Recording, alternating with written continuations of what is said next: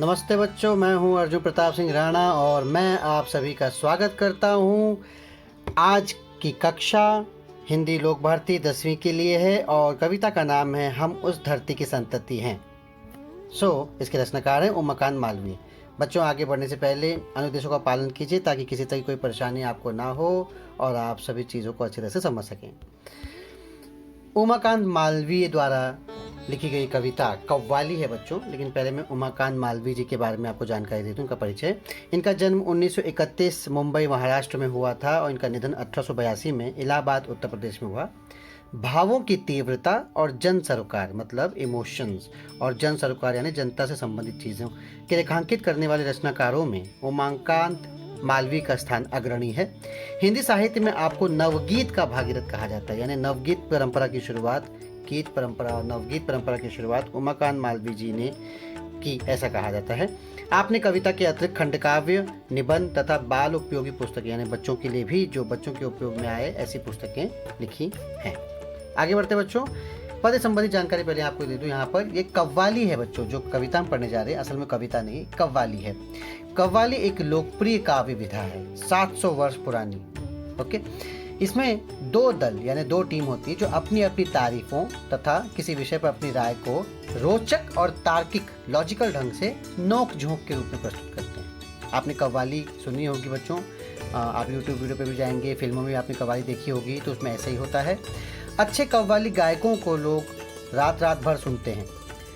हम उस धरती की संतति हैं कव्वाली की एक दल में लड़के हैं और दूसरे दल में लड़की हैं। आप जानते हैं बच्चों, लड़कों और लड़कियों में हमेशा झगड़ा होता रहता है, कौन श्रेष्ठ है। लड़के कहते हैं हम श्रेष्ठ है, लड़कियां कहती हैं हम श्रेष्ठ है, लेकिन असल में दोनों तो हैं जीवन के और रेल की पटरियों के समान हैं। दोनों के साथ संग विकास से ही देश दुनिया में तरक्की होती है और शांति रहती है। कोई किसी से कम नहीं है, लेकिन फिर भी नोकझोंक प्रस्तुत की जाती है और नोकझोंक होता है। लड़के इस कविता में, इस कव्वाली में लड़के देश के प्रसिद्ध महापुरुषों और शूरवीर योद्धाओं से अपना संबंध जोड़कर अपने आप को श्रेष्ठ साबित करते हैं। तो लड़कियां भी कम नहीं हैं, वो सीता, सावित्री तथा युद्ध में अपना पराक्रम दिखाने वाली योद्धा नारियों से अपना संबंध जोड़कर अपने आप को श्रेष्ठ बताती हैं। पर बाद में दोनों दलों को एहसास होता है कि उन्हें इस झगड़े में पड़ने से कोई लाभ नहीं है। स्त्री पुरुष दोनों भारत माता के रथ के दो पहियों की तरह हैं और देश के लिए दोनों आवश्यक हैं। अगर दोनों सुखी हैं, संतुष्ट हैं, प्रगति कर रहे हैं तो देश भी प्रगति करेगा। कोई किसी पर भारी नहीं, दोनों समान और श्रेष्ठ हैं। ठीक है बच्चों, इसीलिए आप भले आपस में लड़ते झगड़ते हो, लेकिन याद रखिए आप दोनों भारत माँ की संतान हैं और आप दोनों से भारत माँ उतना ही प्यार करती है जितना किसी एक से दोनों से समान। ठीक है, इसके पहले कि मैं कविता का सरल अर्थ आपको समझाऊं कि कव्वाली एक बार में पढ़ता हूँ। काश कि मेरी आवाज़ सुरीली होती, काश कि मैं कव्वाली गाना जानता तो मैं गीत गाकर सुनाता आपको, लेकिन यहाँ पे पढ़कर सुना रहा हूँ, वाचन कर रहा हूँ। आप एक बार सुनिए और समझने की कोशिश कीजिए। बड़ी आसान कविता है बच्चों, देखते हैं आपको समझ में आती है या नहीं। पहले लड़के हैं, वो अपनी तारीफ में क्या कहते हैं। हम उस धरती के लड़के हैं जिस धरती की बातें क्या कहिए, अजी क्या कहिए, हाँ क्या कहिए। यह वह मिट्टी जिस मिट्टी में खेले थे यहाँ ध्रुव से बच्चे। यह मिट्टी हुए प्रहलाद जहाँ जो अपने लगन के थे सच्चे। शेरों के जबड़े खुलवा कर थे जहाँ भरत दतुली गिनते। जयमल पत्ता अपने आगे थे नहीं किसी को कुछ गिनते। इस कारण हम तुमसे बढ़कर हम सबके आगे चुप रहिए, अजय चुप रहिए, हाँ चुप रहिए, हम उस धरती के लड़के हैं। तो लड़के यहाँ अपनी तारीफ कर रहे हैं और लड़कियों कह रहे हैं चुप रहो, हमारे सामने ज़्यादा बोलने का नहीं, आप उन श्रेष्ठ ऐसे। तब लड़कियाँ भी कम नहीं हैं, वो भी जवाब देती हैं। बातों का जनाब शऊर नहीं, शेखी न बगारे। शेखी यानी अपनी तारीफ करना। शेखी न बगारे, हाँ चुप रहिए, हम उस धरती की लड़की हैं जिस धरती की बातें क्या कही। लड़के अपनी तारीफ कर रहे हैं, लड़कियां अपनी तारीफ कर रही हैं, लेकिन दोनों की एक बात समान है। दोनों भारत माता को अपनी माँ कह के उनका सम्मान दे रहे हैं और धरती की बात कह रहे हैं कि वहाँ के हम संतान हैं। अजी क्या कहिए, हाँ क्या कहिए, जिस मिट्टी में लक्ष्मी बाई जी जन्मी थी, झांसी की रानी, रजिया सुल्ताना दुर्गावती जो खूब लड़ी थी मर्दानी। जन्मी थी बीबी चांद जहाँ पद्मिनी के जौहर की ज्वाला, सीता सावित्री की धरती जन्मी ऐसी ऐसी बाला। यानी लड़की। गर्डींग जनाब उड़ाएंगे तो मजबूरन ताने सहिए, ताने सहिए, ताने सहिए। हम उस धरती की लड़की हैं जिस धरती की बातें क्या कहिए, अजी क्या कहिए, हाँ क्या कहिए। तो लड़कियों ने भी ज़बरदस्त पलटवार किया है और लड़कों को बताया है हम श्रेष्ठ हैं। लेकिन अंत में दोनों को समझ में आ गया है कि दोनों ही श्रेष्ठ हैं, दोनों ही धरती माता की संतान हैं। तो कैसे कहते हैं, लड़के कहते हैं, यूं आप खफा क्यों होती है टंटा काहे का आपस में, हमसे तुम या तुमसे हम बढ़ चढ़ कर क्या रखा इसमें, झगड़े से न कुछ हासिल होगा रख देंगे बातें उलझा के। सही बात है, झगड़ते हैं तो बातें सुलझती नहीं, उलझ जाती हैं। बस बात पते की इतनी है, ध्रुव या रजिया भारत माँ के, हम दोनों भारत माँ के हैं, भारत माता के रथ के हम दोनों ही दो दो पहिए, अज दो पहिए, हाँ दो पहिए, हम उस धरती की संतति हैं, डॉट डॉट डॉट। अब लड़का लड़की दोनों हम उस धरती की संतति हैं जिस धरती की बातें क्या कहिए, अजी क्या कहिए, हाँ क्या कहिए। सुनने में कितना आनंद आ रहा है बच्चों, समझने में भी उतना ही आसान है। समझते हैं, आगे बढ़ते हैं, देखते हैं। हम उस धरती के लड़के हैं जिस धरती की बातें क्या कहिए, अजी क्या कहिए, हाँ क्या कहिए। देखिए ये हैं हमारे होनहार नौजवान देश के भविष्य लड़के, है ना। मैं भी लड़का हूँ लेकिन नहीं, नारियों का सम्मान करता हूँ, बराबर का दर्जा है उनका, हम सब एक हैं। बहुत बड़ी गलती हुई है जब प्राचीन ज़माने में हमने भेदभाव किया। भेदभाव तो होना ही नहीं चाहिए था, इसीलिए शायद देश की तरक्की जितनी होनी चाहिए थी उतनी नहीं हुई, लेकिन अब हमको समझ में आ गया है। तो ये नौजवान है हमारे देश के, ये नौजवान ज़रा आज अकड़ रहे हैं अपनी तारीफ में। आगे क्या कहते हैं, यह वो मिट्टी जिस मिट्टी में खेले थे यहाँ ध्रुव से बच्चे, ध्रुव से बच्चे, ये वो मिट्टी है जहाँ यहाँ पे ध्रुव से बच्चे खेले थे। बच्चों ध्रुव कहते हैं कि राजा उत्तानपाद और रानी सुनीति के पुत्र थे ध्रुव, ठीक है। ध्रुव राजा उत्तानपाद की 2 पत्नियां थीं। तो ऐसा मानते हैं कि जो दूसरी पत्नी थी वो ध्रुव से नफरत करती थी। एक दिन क्या हुआ, ध्रुव जो है अपने पिता की गोद में जाकर बैठा। गोद में बैठा तो उसकी सौतेली माँ ने उसे गोद से उतार के नीचे कर दिया और कहा कि अपने बाप की गोद में बैठने की तुम्हारी हैसियत नहीं है और तुम छोड़ जाओ, यहाँ बैठने की जरूरत नहीं है। जब ध्रुव रोता हुआ अपनी माँ सुनीति के पास आया तो सुनीति ने कहा कि बेटा ऐसा है कि तुम्हारे पिता पे तुम्हारे पिता की गोद पर तुम्हारा पूरा अधिकार है, लेकिन पिताओं के भी पिता भगवान विष्णु, भगवान कृष्ण, भगवान जी हैं। तो अगर तुम्हें किसी की गोदी में बैठना है तो भगवान विष्णु की गोदी में बैठो, वो पिताओं के भी पिता हैं, उनकी भक्ति करो। तो ध्रुव ने उनकी पूजा की, गंभीर पूजा की, एक पैर पर खड़े रह के पूजा की, नदी में पूजा की, जंगल में पूजा की, तपस्या की, घोर तपस्या। और उनकी तपस्या से प्रसन्न होकर विष्णु भगवान आए, उन्हें अपनी गोदी में बिठाया और कहा कि तुम जगत के निराले हो तो मैं तुम्हें ध्रुव तारा बनने का आशीर्वाद देता हूँ। और इस तरह से ध्रुव जो है राजा उत्तानपाद और रानी सुनीति के पुत्र ध्रुव जो है एक ध्रुव तारे के रूप में जगमगाते हैं, संसार को अपनी रोशनी देते हैं। ये एक पौराणिक कहानी है। इसी ध्रुव तारे को हम पोलरिस, पोल स्टार या नॉर्थ स्टार भी कहते हैं बच्चों, ठीक है। तो लड़के कह रहे हैं कि हम ध्रुव जैसे बच्चे, मतलब तपस्वी हैं और एकदम ज़बरदस्त हैं, और इतने ज़बरदस्त हैं कि हम जो एक बार ठान लें वो कर लेते हैं। जैसे ध्रुव ने ठान लिया कि पिताओं के पिता की गोद में जाकर बैठूंगा और करके दिखाया, तो हम ध्रुव के बच्चे हैं। ये मिट्टी हुए प्रहलाद जहाँ जो अग्नि लखन के थे सच्चे। इसी मिट्टी में भक्त प्रहलाद का जन्म हुआ। सारी दुनिया को मालूम है कि वो अपनी धुन के कितने सच्चे थे। भक्त प्रहलाद बच्चों आपको पता होगा ना, हिरण्यकश्यपु के पुत्र। हिरण्यकश्यपु को इतना अहंकार हो गया था कि वो अपने आप को ही खुदा मान बैठा था, ईश्वर मान बैठा था, और कहता था सिर्फ मेरी पूजा होनी चाहिए। क्यों मेरी पूजा होनी चाहिए? क्योंकि उसे ब्रह्मा का वरदान था। उसने ब्रह्मा से अमरता का वरदान मांगा था, लेकिन ब्रह्मा ने कहा था कि जिसने जन्म लिया उसकी मृत्यु निश्चित है, तुम कुछ और मांग लो। तो प्रहलाद ने क्या कहा कि प्रहलाद ने माफ करना बच्चों, हिरण्यकश्यपु प्रहलाद के पिताजी ने क्या कहा कि आप मुझे वरदान दीजिए कि ना मैं आसमान में मरूं, न धरती पे, न घर के बाहर, न घर के भीतर, न कोई मुझे जानवर मार पाए, न कोई इंसान, न देव, न दानव, न कोई अस्त्र मार सके, न शस्त्र मार सके, न दिन को मरूं, न रात को मरूं। इस तरह की उसने ऐसे बहुत सारी चीज़ें मांग ली थी ब्रह्मा से। ब्रह्मा ने आशीर्वाद दे दिया। अब कोई भी उसको मारे, धरती में मारे तो ना मारे, आसमान में मारे तो ना मारे, हाथ से मारे तो ना मारे, शस्त्र से मारे तो शस्त्र से मारे तो ना मारे, अस्त्र से मारे तो ना मारे, घर के बाहर मारे तो ना मरता था, बाहर मारे तो अपने आप को अमर समझने लगा। तो उसने अपने आप को खुदा घोषित कर दिया, भगवान घोषित कर दिया। लेकिन उसी के घर में पैदा हुआ प्रहलाद। जो भगवान विष्णु का बड़ा भक्त बना और भगवान की पूजा करने लगा। तो उसके पिता ने कहा कि सारी दुनिया मुझे भगवान कहती है और तू विष्णु की पूजा करता है? हाँ, तेरी इतनी हिम्मत, तेरी इतनी औकात, जो भी मेरे राज्य में भगवान का नाम लेता है मैं उसे मृत्युदंड देता हूँ। तो प्रहलाद ने कहा कि आप किसी की जान ले सकते हैं, क्या आप किसी को जीवन दे सकते हैं? यहाँ पर हिरण्यकश्यप को अपनी हैसियत पता चली, औकात जिसे हम प्यार से कहते हैं, लेकिन फिर भी घमंड अहंकार सर चढ़ के बोल रहा था, वो बात को समझा नहीं। उसने कहा नहीं, तुम मेरी पूजा करोगे, अगर नाम ले तो मेरा।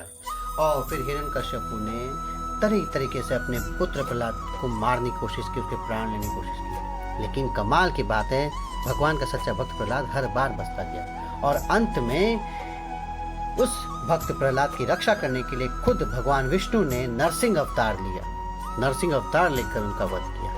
लंबी कहानी बच्चों, लेकिन जो कुछ शर्तें उसने ब्रह्मा जी के सामने रखी थी हिरण्यकश्यप ने, उस सब का समाधान करते हुए बड़े प्यार से, मतलब बड़े तरीके से भगवान विष्णु ने उसे दंड दिया और उसे मौत के घाट उतार दिया और इस तरह से प्रहलाद की जान बचाई। तो ये मिट्टी हुए प्रहलाद जहाँ जो अपनी लगन के थे सच्चे, है ना। ये देखिए नरसिंह भगवान जी अपनी गोद में रखकर हिरण्यकश्यप का वध कर रहे हैं। कहानी बड़ी अच्छी है, कभी सुनिएगा अपने माता पिता से। शेरों के जबड़े खुलवा कर थे जहाँ भरत दतुली गिनते, शेरों के जबड़े खुलवा कर। भरत, आपको एक बात बताऊं बच्चों, हमारे देश का नाम भारत है ना, तो कहते हैं कि भरत के नाम पर ही हमारे देश का नाम भारत पड़ा। और ये भरत कौन थे? कहते हैं दुष्यंत और शकुंतला के ये पुत्र थे और इतने शक्तिशाली थे कि ये शेरों के जबड़े खोल कर उनके दांत गिन लेते थे, दतुली गिनते थे, इतने जबरदस्त ताकत थी इनके पास, ऐसा माना जाता है। तो इन्हीं के नाम पे हमारा नाम, देश का नाम भारत पड़ा, भारत। जयमल पत्ता अपने आगे थे, नहीं किसी को कुछ गिनते। जयमल पत्ता, उनको जयमल पत्ता भी कहते हैं, असल में जयमल के साले हैं पत्ता। और कहते हैं कि दोनों शूरवीर योद्धा थे, ऐसे वॉरियर जिन्होंने अकबर के नाको चने चपवा दिए। जब अकबर चित्तौड़ पर आक्रमण करने के लिए आया तो इन दोनों ने अकबर को ऐसा छकाया। अलग बात है कि अंत में हार गए, क्योंकि अकबर की सेना जो थी, अकबर की जो सेना आई थी वो इतनी भयंकर थी, इतनी बड़ी थी, इतनी ज़्यादा थी कि उनके सामने टिकना मुश्किल था। लेकिन फिर भी अकबर को इन्होंने आसानी से जीतने नहीं दिया। आप सोचिए कि जीतने के बाद अकबर इनकी वीरता से, जयमल पत्ता की वीरता से इतने प्रभावित हुए कि उन्होंने चित्तौड़ के दरवाजे पे इन दोनों की मूर्तियां बनाई।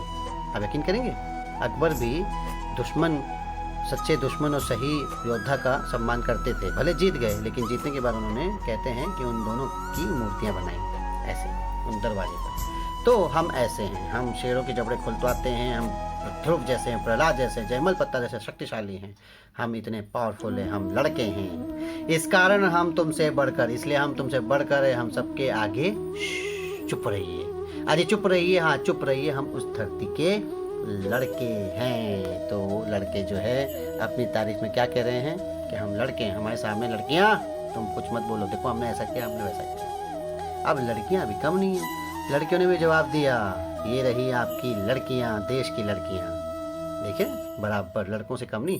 बातों का जनाब शऊर नहीं, शऊर मतलब बात करने का ढंग नहीं आता, काम करने का ढंग नहीं आता, शेखी न बगारें, घमंड मत करो, हाँ चुप रहिए, हम उस धरती की लड़की हैं, जिस धरती की बातें क्या कहिए, अजी क्या कहिए, हाँ क्या कहिए। अब लड़कियां भी आ गई हैं जवाब देने और कट टू कट लॉजिकल तार्किक रूप से जवाब देते हुए लड़कों का मुंह चुप करा रही हैं। कैसे? देखिए, जिस मिट्टी में लक्ष्मी बाई जी जन्मी थी, झांसी की रानी, झांसी की रानी, खूब लड़ी मर्दानी, बुंदेले हर बोलों के मुख से सुनी कहानी थी, खूब लड़ी मर्दानी, वो तो झांसी वाली रानी थी। झांसी वाली रानी पर मणिकर्णिका फिल्म बन चुकी बच्चों, आपने मणिकर्णिका फिल्म देखी होगी, आपको पता होगा झांसी की रानी क्या थी, उन्होंने क्या किया था। अपने पुत्र को, अपने दत्तक पुत्र को, गोदले पुत्र को अपनी पीठ पर बांध कर लड़ने वाली, मर्दों की मर्दानगी को ललकार देने वाली ऐसी मर्दानी थी झांसी की रानी। रजिया सुल्ताना दुर्गावती जो खूब लड़ी थी मर्दानी। रजिया सुल्ताना बच्चों कहते हैं दिल्ली के सुल्तान अल्तमश की बेटी थी रजिया, रजिया अल दिन। 1205 में इनका जन्म हुआ था, 1240 में इनका निधन हो गया था, बहुत छोटी उम्र में इनका निधन हो गया। इतिहास में सामान्यतः रजिया सुल्तान या रजिया सुल्तान के नाम से जाना जाते हैं। और दिल्ली सल्तनत के सुल्तान, टर्किश जो शासक थे, उनकी उपाधि थी सुल्तान, बोलते थे सल्तनत तो सुल्तान।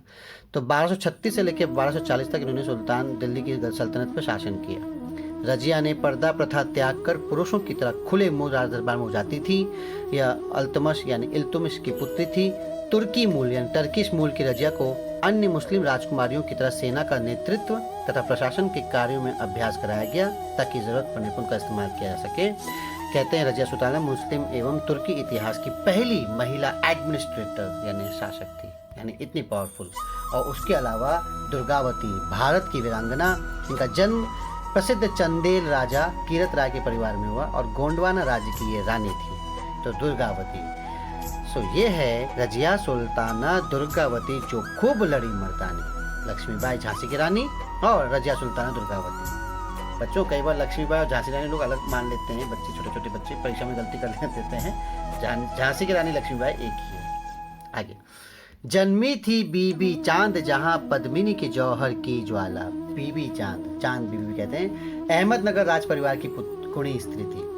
मुगलों ने निजाम शाही की राजधानी अहमदनगर पर जब आक्रमण किया तो चांद बीवी ने बड़ी बहादुरी से किले पर उनका सामना किया और लेकिन अपनी सरदारों के षड्यंत्र के कारण वो मारी गई, लेकिन हिम्मत नहीं हारी और लड़ी। और पद्मिनी के जौहर की ज्वाला, जौहर आपने पद्मावत फिल्म देखी ना बच्चों, उसमें अंत में देखिए सारी जो औरतें हैं वो अपने आप को क्या करती हैं, जलती हुई चिता में प्रवेश कर जाती हैं ताकि शत्रु के हाथ में लगे। मतलब अपने मान सम्मान आन बान की रक्षा के लिए और शत्रु के सामने घुटने न टेकने के लिए उन्होंने अपने प्राणों की आहुति दे दी, लेकिन दुश्मन के सामने घुटने नहीं टेके, जिंदा जल गई। सोचिए इतनी हिम्मत, इतनी ताकत, इतनी प्रभावशाली, मतलब ऐसी महिलाएं। युद्ध में, जौहर का मतलब होता है युद्ध में शत्रु की विजय निश्चित हो जाने पर राजपूत स्त्रियों का दहकती हुई विशाल चिता में एक साथ प्रवेश कर जल मरना, ये जौहर कहलाता है। तो पद्मिनी की जौहर की ज्वाला, सोचिए अपने आन बान शान की रक्षा के लिए। सीता, सावित्री की धरती, राम की पत्नी सीता, आप जानते हैं सीता के लिए लंका जल गई और रावण ने जो गलत काम किया था सीता ने उनका बराबर फल दिया। और सावित्री, आपको सावित्री की कथा तो पता ही होगी बच्चों, नहीं पता? कहते हैं कि सावित्री अश्वपति राजा की कन्या थी और सत्यवान की पत्नी, महान पतिव्रता स्त्री। कहते हैं इन्होंने यम से अपने पति के प्राण छुड़ाए थे। सत्यवान, क्या इनकी जो कहानी है बच्चों उसके बारे में छोटा सा मैं आपको बताता हूँ। ऐसा कहते हैं कि सावित्री का सत्यवान के साथ विवाह हो गया। सत्यवान बड़े ही धर्मात्मा, माता पिता के भक्त और सुशील व्यक्ति थे, ठीक है। देवर्षि नारद ने कहा था कि सत्यवान की आयु बहुत कम है सावित्री से, लेकिन सावित्री ने तब क्या कहा कि जो होना है मैंने विवाह कर लिया, जो होना है सो होगा, वो देखा जाएगा। लेकिन जब लगा सावित्री को कि सत्यवान की मृत्यु निकट आ गई है और सत्यवान के प्राण लेने के लिए जब यम खुद आए ऐसे, तो सावित्री जो है यम के पीछे पीछे जाने लगी। यम ने बहुत मना किया, यमराज ने मना किया, बोले तुम कहाँ जा रही हो? सावित्री ने कहा कि जहाँ मेरे पतिदेव को आप ले जा रहे हैं मुझे भी वहीं जाना चाहिए, यही हमारा धर्म है। यम बार बार मना करते रहे परंतु सावित्री पीछे पीछे चलती गई। उसकी इस दृढ़ निष्ठा पतिव्रत धर्म से प्रसन्न होकर यम ने क्या किया, एक एक करके उसको वर दिया। क्या कहा कि जो तुम्हारे सास ससुर वो अंधे हैं, चलो मैं उनको आंखें दे देता हूँ। जो राज्य तुम्हारे पति या सास ससुर ने खो दिया वो राज्य दे देता हूँ, ठीक है, लेकिन अब तुम लौट जाओ। परंतु सावित्री के प्राण यानी उनके सत्यवान को तो यमराज ले जा रहे, तो लौटती कैसे? यमराज ने फिर कहा कि सत्यवान को छोड़कर चाहे जो मांग लो मैं दे दूंगा, लेकिन सत्यवान का समय आ गया, मैं उसको ले जा रहा हूँ, तुम्हारे पति की मौत निश्चित है, मैं ले जा रहा हूँ, है ना। तो बोला इसके अलावा कुछ भी मांग लो। अब सावित्री जो है वो पतिव्रता स्त्री, समझदार। सावित्री ने क्या वरदान मांगा पता है? कहते हैं उन्होंने कहा कि मुझे सत्यवान से 100 पुत्र का वरदान दीजिए। अब उन्होंने ध्यान दिया नहीं और बिना सोचे समझे तथास्तु कह दिया, ठीक है 100 पुत्र का वरदान। लेकिन ये कैसे संभव है? मैं अब जब तथास्तु कह दिया और ये बोल के यमराज जाने लगे तो सावित्री ने कहा कि मेरे पति को आप ले जा रहे हैं और मुझे 100 पुत्रों का वर दे रहे हैं, ये कैसे संभव है? मैं पति के बिना सुख, स्वर्ग और लक्ष्मी किसी की भी कामना नहीं करती, बिना पति में जीना भी नहीं चाहती। वचनबद्ध यमराज ने सत्यवान के शरीर को सावित्री को लौटा दिया और कहते हैं सत्यवान को 400 साल का वरदान भी दिया, 400 साल की आयु भी थी। तो इस तरह से सावित्री ने अपने पति के प्राणों की रक्षा की, ऐसे ये पौराणिक कहानी मानी जाती है। है ना, पतिव्रता स्त्री जिसने अपने पति के लिए वो किया जो कोई आसानी से नहीं कर सकता। तो सीता सावित्री धरती है जन्मे ऐसी ऐसी बाला, गर्डींग जनाब उड़ाएंगे तो मजबूरन ताने सहिए ताने सहिए ताने सहिए, हम उस धरती की लड़की हैं, है ना, हम उस धरती की लड़की जिस धरती की बातें क्या कहिए अजी क्या कहिए। तो इस तरह से लड़कियों ने पलटवार किया और जबरदस्त ताना दिया लड़कों को कि हमारे सामने मुंह मत खोलो, तुमको बातों का शाउर दिया। अब लड़कों को भी अक्ल आ गई, समझ आ गई। उन्होंने कहा यूं आफ खफा क्यों होती है, टंटा काहे का आपस में, टंटा यानी झगड़ा, है ना, हम तुमसे या तुम हमसे बढ़ चढ़ कर क्या रखा है इसमें, कोई भी बढ़ चढ़ कर नहीं है, हम तो ऐसे आपस में इस बात में क्या रखा है कि हम आपसे बढ़कर हैं या आप हमसे बढ़कर हैं, कोई भी बात नहीं इसमें। झगड़े से न कुछ हासिल होगा, रख देंगे बातें उलझा के, बस बात पते की इतनी है, बात सिर्फ इतनी है कि ध्रुव या रजिया ये दोनों भारत माँ के, इस तरह की बातें हमें आपस में उलझा कर रख देंगी, है ना, इससे हमें कोई फायदा नहीं होगा, ना हमको होगा ना आपको होगा। सच्ची बात तो ये है, सच्ची बात तो यही है बच्चों कि ध्रुव और रजिया यानी पुरुष और स्त्री दोनों इस धरती माँ की संतान हैं। भारत माता के रथ के हम दोनों ही दो दो पहिए, अजी दो पहिए, हाँ दो पहिए, बिना एक पहिए के क्या गाड़ी चल सकती है, नहीं ना, तो दोनों इस धरती की संतति हैं। हम उस धरती की संतति हैं जिस धरती की बातें क्या कहिए अजी क्या कहिए, हाँ क्या कहिए। ठीक है बच्चों, इस तरह से हमारी शानदार कव्वाली यहाँ पर खत्म होती है। उम्मीद है आपको ये समझ में आई, अच्छा लगा। इस कविता का संदेश क्या है बच्चों, संदेश यही है कि लड़के जहाँ महापुरुष और प्रसिद्ध शूरवीरों को हवा देते हैं, तो लड़कियाँ भी अपने आप को श्रेष्ठ बताने की कोशिश करती हैं और श्रेष्ठ हैं। उन्होंने भी अपना उदाहरण दिया, पर बाद में लड़के कव्वाली के माध्यम से लड़कियों जवाब देते हैं कि कोई किसी से बढ़कर नहीं है, सभी बराबर हैं। देश के चाहे महान पुरुष हो या महान स्त्रियाँ, सभी भारत माँ की संतान हैं। लड़के लड़कियां दोनों भारत माँ के रथ के दो पहियों के समान हैं। रथ के इन पहियों का होना जरूरी है। इस कविता से संदेश मिलता है कि कोई बड़ा या छोटा नहीं है ना। हमें अपने आप पे ऐसे निरर्थक बेकार गर्व नहीं करना चाहिए। ठीक है बच्चों, उम्मीद आपको ये कवाली पसंद आई तो धन्यवाद। कमेंट लाइक कीजिए, सब्सक्राइब कीजिए और बताइए कि आपको पसंद आया। कोई बात समझ में ना आए तो हम मुझसे प्रश्न पूछ सकते हैं। इससे संबंधित प्रश्नोत्तरी हम अगली कक्षा में करेंगे। तब तक के लिए ध्यान रखिए, सुरक्षित रहिए। धन्यवाद।